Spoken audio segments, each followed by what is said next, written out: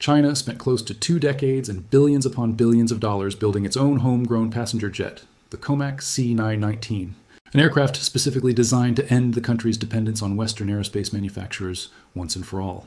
So when one of China's largest airlines announced an aircraft instead, so why does China keep choosing Airbus over the very aircraft its own government spent years championing as a symbol of national pride? The answer is genuinely more interesting than you would expect.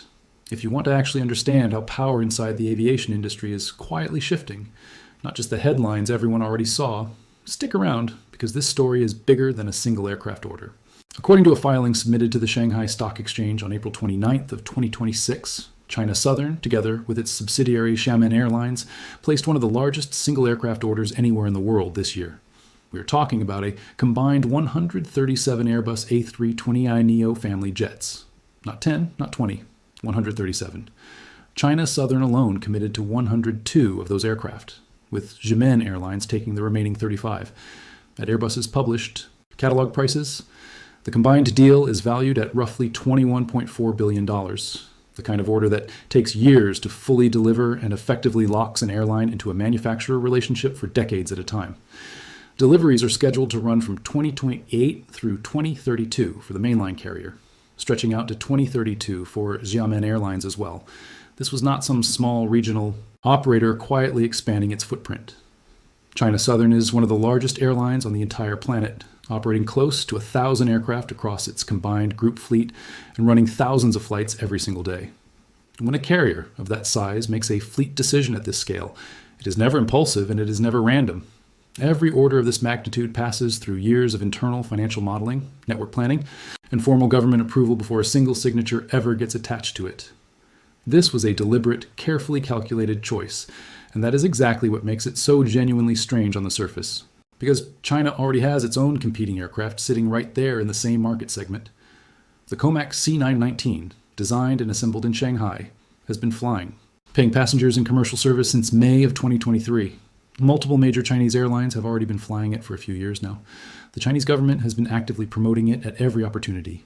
State media has repeatedly described it as a symbol of the country's technological independence from the West.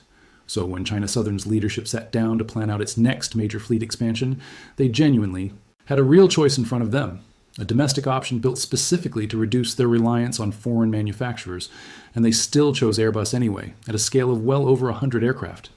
And here is where it gets even more surprising, because this is not remotely a one-time decision. Look at the pattern across the Chinese aviation sector over roughly the past year, and it becomes impossible to miss. China Eastern signed for 101 additional A320neo-family aircraft in March of 2026. Air China committed to 60 more in December of the previous year. Spring Airlines and Junyao Airlines both placed their own smaller Airbus narrowbody orders around the same period. Major Chinese carriers keep placing enormous orders for Airbus jets again and again, one right after another. Taken together, the total catalog value of Airbus orders placed by China's major airlines since late 2025 has approached $55 billion. Meanwhile, C919 deliveries are still moving relatively slowly, and the homegrown jet is still very much in the process of building its long-term reputation, while the European jet keeps quietly winning the vast majority of these massive fleet deals. Now, some observers look at a pattern like this and immediately assume the simplest possible explanation, that the Chinese jet simply is not good enough yet to be trusted at scale. But that take genuinely misses most of the real story, because the actual reasons Chinese airlines keep reaching for Airbus are far more layered and, frankly, far more fascinating than a simple question of which aircraft performs better on paper. This pattern is not a mistake. It is not an embarrassment for China, and it is definitely not random chance repeating itself by accident. Every single one of these massive orders is quietly sending a message to the broader aviation market, to governments in the West, and yes, even to COMAC itself. This was never purely a straightforward commercial purchase. It was, in a very real sense, a signal. It's worth pausing here for a second. If understanding how aviation power is actually shifting behind the headlines is the kind of thing you're into, not just who announced what, but why it actually happened, this channel breaks stories like this down every week. If that sounds useful, now's a good moment to subscribe. Now, back to the story, because the deeper reasons behind this pattern are where it actually gets interesting. So, what exactly is that signal actually saying? To understand it properly, you first need to understand precisely what China set out to build in the first place. For decades, China watched billions of dollars flow directly out of its domestic economy every single year, straight into the accounts of Airbus and Boeing. Every commercial flight operated inside the country, every new aircraft purchased to keep pace with soaring passenger demand, all of that money kept leaving the country permanently. At some point, Beijing had genuinely had enough of that arrangement. So in 2008, the Chinese government launched COMAC with a single, extremely ambitious mission: build a commercial jet capable of genuinely competing with the very best aircraft manufacturers anywhere in the world. After nearly 15 years of sustained development, the C919 was finally born, and the underlying ambition behind it was genuinely breathtaking in scope. This was designed as a narrow-body jet, sitting in exactly the same competitive category as the Airbus A320neo and the Boeing 737 MAX, built specifically to carry somewhere between roughly 150 and 200 passengers on the single most profitable route category in all of commercial aviation. China did not play it safe or aim for some smaller regional niche. They went straight for the absolute heart of the global narrow-body market. The aircraft's first commercial passenger flight took place in May of 2023. Flying for launch, customer China Eastern Airlines. Chinese state media celebrated the milestone with the kind of coverage usually reserved for a genuine national achievement. Government officials openly described it as proof that China could develop genuinely world-class aerospace technology entirely without depending on Western suppliers. And in a lot of meaningful ways, they were not wrong to feel that pride. But here is the specific number that reframes the entire situation once you actually see it. Even by early 2026, roughly 3 years after entering commercial service, the total number of C919 aircraft flying in active commercial service across every Chinese airline combined still sat somewhere around 40 airframes total, counting prototypes and early production units together, with the largest single operator, China Eastern, running just 14 of them in daily service. Meanwhile, the Airbus A320neo-family alone has now surpassed roughly 4,500 aircraft actually built, with thousands more sitting on order across airlines on every populated continent on Earth. 40 versus 4 and 8. When China Southern needs 137 additional jets right now to fly real routes carrying real paying passengers starting in a few years, they simply cannot afford to sit around waiting for COMAC's production line to scale up to match that kind of demand. Passengers are actively booking flights today. Routes need to be filled today. Revenue targets need to be hit today. The C919, at its current stage of production maturity, cannot reliably deliver aircraft at anywhere close to that scale yet. Not today, at least. But here is what actually makes this story bigger than a simple aircraft order comparison. China never built this jet purely to sell individual airplanes to individual airlines. The government built it to eventually own something considerably larger: control over aerospace supply chains, control over critical manufacturing technology, and a form of geopolitical leverage that no future trade war, and no sanctions regime out of Washington or Brussels, could ever fully take away from them. That underlying ambition is completely real and completely serious, and it has not disappeared just because the near-term order numbers currently favor Airbus. So here is a genuinely fair question worth sitting with for a second. If you were personally running a major airline today, facing the exact same pressure to fill hundreds of new aircraft slots on a tight delivery schedule, would you take the risk of betting heavily on the newer domestic jet? Or would you stick with the manufacturer that has decades of proven track record behind it? It is worth thinking through, honestly, because most people jump immediately to a lazy conclusion the moment they see a headline like China buys Airbus instead of its own jet, assuming it must mean the domestic aircraft failed outright. That read genuinely misses most of what is actually going on here. The real story underneath the headline is considerably more complicated, and honestly a lot more interesting once you dig into it properly. It also helps to look at exactly what China Southern already has sitting in its hangars today, because the fleet itself tells you this was never framed internally as an either-or choice. The airline's own 2025 annual report put its combined group fleet across passenger and cargo aircraft at nearly 1,000 airframes by the end of last year. That fleet already includes Boeing 787s, 777s, and 737s, Airbus A350s, A330s, and A320 family jets, and notably COMAC C919 and smaller C909 regional jets flying side by side on the same route network. China Southern itself has separately placed a firm order for 100 incremental C919s, with deliveries scheduled to run out through 2031, making it the last of China's 3 major state-owned carriers to commit to that specific order size, following identical 100 aircraft commitments already locked in by China Eastern and Air China. So this was never a story of one airline abandoning its domestic jet in favor of a foreign one. It is a story of an airline running two aircraft programs in parallel, leaning on Airbus for the volume and reliability it needs today, while still building out a long-term domestic fleet in the background at whatever pace COMAC can actually sustain. Let's start with something fairly simple: time. China Southern is not running some kind of long-term national engineering experiment. They are operating one of the busiest commercial airlines on the entire planet. Every single morning, hundreds of thousands of passengers across the country show up expecting an available seat, expecting their scheduled flight to actually depart, and expecting to land safely at their destination on the other end. You cannot realistically tell that volume of paying customers. We are simply waiting for our domestic aircraft supplier to finish scaling up production capacity. That is not a workable position for a commercial airline operating at this scale. COMAC is genuinely building C919s, and the production line is slowly ramping up year over year, but realistically, that pace is still sitting somewhere around a few dozen aircraft delivered per year across the entire country, split between multiple competing airlines. China, Southern alone, on its own, needs hundreds of new aircraft to meet its stated growth targets. That math simply does not work out. It does not come remotely close to working out on the current production timeline. So airlines went to the one manufacturer that could actually reliably fill an order of this size on a predictable schedule, without excuses or repeated production delays. But raw production speed is genuinely only half of this particular story. Think carefully about what it actually takes to operate any commercial aircraft type safely and reliably at real scale year after year. It is never just the physical jet itself sitting on the tarmac.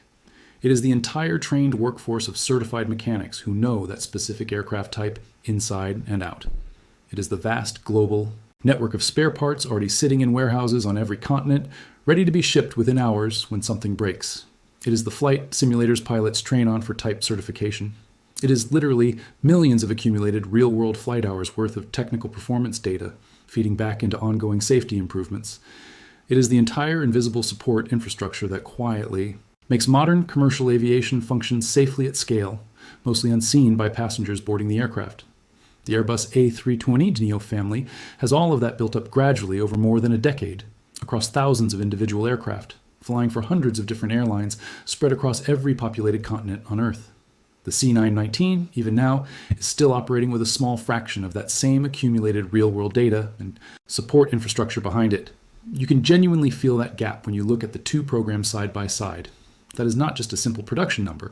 It represents the fundamental difference between owning a single well-built aircraft and owning an entire mature aviation ecosystem built around that aircraft type. And realistically, no airline anywhere in the world, regardless of how much national pride is riding on the decision, is going to gamble the safety of its passengers on an ecosystem that is still actively being built out in real time.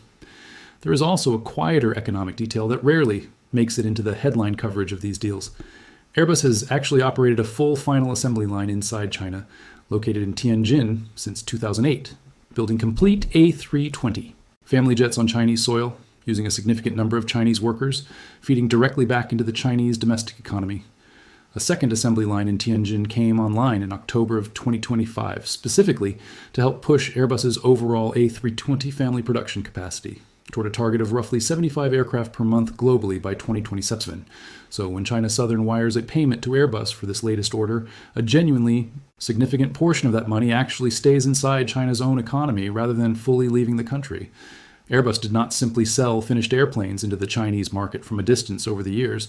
The company quietly became a real, embedded part of China's own domestic industrial base in the process. And then there's the last reason sitting underneath all the others: pure strategic calculation. These enormous recurring orders function as a form of diplomatic currency between two major economic blocs.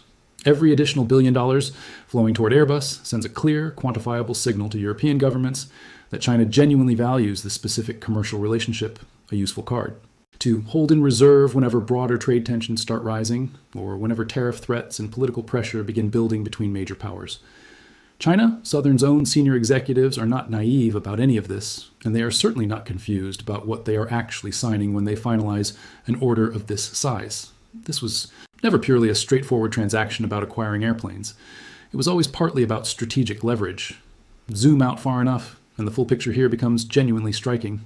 This is not simply a story about one airline in one country buying a batch of aircraft. This is really a story about which side is quietly winning the next phase of global aviation and which side risks getting left behind in the process. Every single order China signs with Airbus is not just an isolated transaction, it functions as a long-term lock-in. Airlines build their entire day-to-day operation around whichever fleet they commit to. Pilot training pipelines, long-term maintenance contracts, specialized ground support equipment, all of it tailored specifically to that aircraft type. Switching manufacturers later on down the line costs hundreds of millions of dollars and multiple years of operational disruption to unwind. So when China Southern commits to more than 100 additional A320neo-family jets today, it is effectively committing to a working relationship with Airbus stretching across the next 20 to 30 years of its operational life. China remains the fastest growing major aviation market anywhere on Earth right now, with more passengers, more new routes, and continued network expansion projected for decades to come. Every credible industry forecast points in essentially the same direction. And Airbus is quietly locking itself deeper into that specific growth story, one massive order at a time, almost without most casual observers noticing the pattern building up in real time. It's also worth putting a number on exactly how dominant Airbus has become inside China, because the scale of it is easy to underestimate. Industry data circulating alongside this latest order put Airbus's overall market share in China at roughly 55% by early 2026, comfortably ahead of Boeing, with more than 2,200 Airbus aircraft already in active service with Chinese carriers today. China alone now accounts for something close to 1/5 of Airbus's entire global delivery volume, making it easily the manufacturer's single largest national market anywhere in the world. That is the backdrop this latest China Southern order actually landed against. Not a manufacturer picking off one big win, but a European company that has spent close to 2 decades quietly building itself into an almost irreplaceable part of China's domestic aviation infrastructure. Now, is the C919 actually failing here? Absolutely not, and that particular framing genuinely misses the point of what is happening. COMAC has only been flying commercial passengers on this aircraft type for a little over 3 years at this point. For comparison, the original Airbus A320 took close to a full decade after its own market debut, before airlines around the world genuinely trusted it enough to fly it at true global scale. Building a physically capable aircraft is difficult on its own. Building the accumulated real-world reputation and trust behind that aircraft is a completely separate, much slower challenge, and it fundamentally cannot be rushed through sheer government willpower alone, no matter how much national investment gets poured into the effort. The C919 program is not currently losing this race. It is simply still early in a race that realistically takes decades to fully play out. China's aviation leadership genuinely understands this dynamic, and by most available evidence, they are deliberately playing a considerably longer strategic game here than most casual outside observers tend to realize when they only look at short-term order totals. But here is who is actually losing badly in this entire unfolding story right now, and it is not COMAC, it is Boeing. Look carefully at almost any major Chinese aircraft order signed over the past several years, and Boeing's 737 MAX is almost entirely absent from the list. After 2 fatal crashes and years of accumulated reputational damage that followed, Boeing has essentially vanished from the vast majority of major Chinese narrow-body aircraft deals. Airbus did not simply outcompete Boeing head-to-head inside the Chinese market. Airbus effectively walked straight into a commercial vacuum that Boeing's own reputational crisis created for itself, and then systematically filled that vacuum, one large fleet order at a time, largely uncontested. That represents a genuine strategic setback for Boeing in what is currently the single largest and fastest growing aviation market anywhere in the world, one that could realistically take the American manufacturer years, if not longer, to meaningfully recover from. China will keep building out the C919 program regardless of any of this. The domestic fleet will keep growing steadily year over year. And at some point down the road, Chinese airlines will genuinely begin shifting a larger share of these massive future orders toward their own homegrown jet as production capacity and long-term reliability data both continue to mature. But realistically, that day has clearly not fully arrived yet. Today, right now, Airbus is winning this particular phase of the competition quietly and systematically at a scale that most casual observers outside the aviation industry are not even fully noticing yet. So here is the genuinely open question worth ending on. The C919 still needs full European ASA certification before it can realistically compete for orders on the global stage outside China, something COMAC has been actively pursuing for years without a confirmed completion date yet. If that certification does eventually come through, within the next 5 years or so, does Airbus's current commanding position inside China start to genuinely erode? Or has Airbus already built such a deep structural advantage across parts, availability, maintenance infrastructure, and pilot training pipelines that even a fully Certified competitor domestic jet cannot meaningfully dislodge it within any realistic timeframe. Drop your own take in the comments below, because this particular story, by almost every available metric, is genuinely far from finished playing out.